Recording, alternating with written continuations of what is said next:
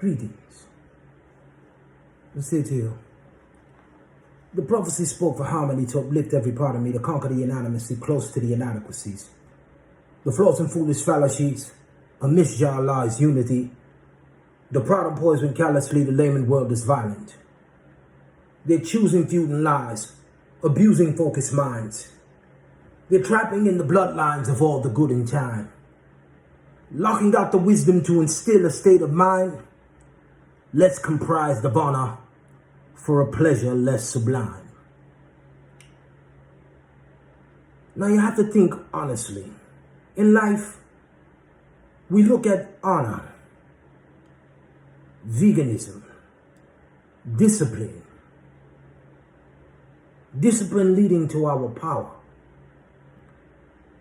Our greater understanding cannot be curtailed by some effort of savagery or a menial pleasure like the engaging in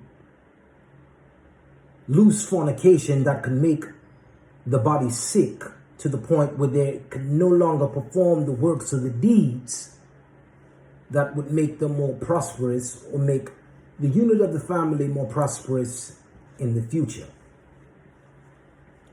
Now, many times we come across those who believe that they are invincible when it comes to regulating their diets and doing things that they know would not lead to sicknesses. However, we have the time now to speak on a few of these things and just give some underlying information in regards to what is most wise in situations of that nature. Now, those who believe that they are righteous will know that veganism is always wise. Sometimes they cannot be as honorable as possible because they go amidst those who they are trying to teach the righteous way, and in order to be sympathetic to their maybe social, mental, or financial disposition, they may delve into a few of the things that make that individual feel a little bit more comfortable in their circumference or in their immediate space. However, we must understand that no one deserves our immediate space unless they are willing to be honorable. They will not conform to acts of savagery like eating meat, and they are a disciplined individual who keeps things clean around them and are a clean individual. Now, sometimes that does not happen, but you have to be wise in your understanding to go out to people and teach them that if they are not going to abide by certain laws, certain rules, certain ethics while in your presence, that they can no longer be in your presence. If they cannot conform to these rules, if they are not willing to change their ways for any reason, then it means that they are a poison to your lifespan.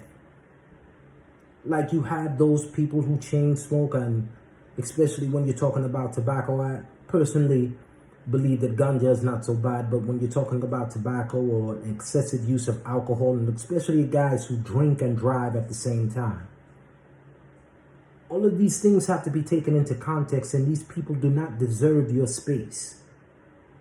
You have to keep yourself away from anything that is bringing you from a higher level down to a lower level.